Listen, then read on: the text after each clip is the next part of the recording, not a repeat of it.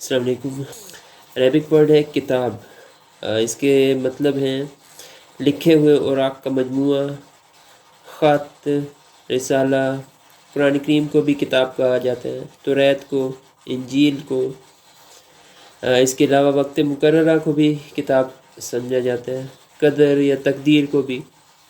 اور انسان کے اعمال کیونکہ لکھے جا رہے ہیں ایک فارم میں، یا اللہ تعالیٰ نے ساتھ جوڑ دیے انسان کے، اور وہ بھی ایک کتاب کی فارم میں اللہ تعالیٰ قیامت والے دن انسان کے سامنے پیش کرے گا۔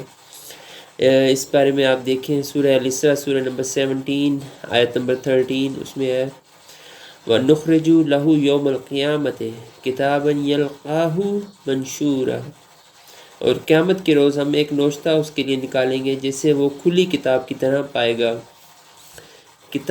کتابن کا ورڈ یوز ہوا یہاں پہ، اور اس کا مطلب ہے ریکارڈ، اور یہ اعمال کی بات ہو رہی ہے، تو یوں کہہ سکتے ہیں کہ اعمال نامہ بھی ایک کتاب کی فارم میں ہوگا۔ تو یہ تھا ورڈ کتاب، اور پھر ملتے ہیں انشاءاللہ نیکسٹ ٹائم پہ۔ جزاکم اللہ خیر۔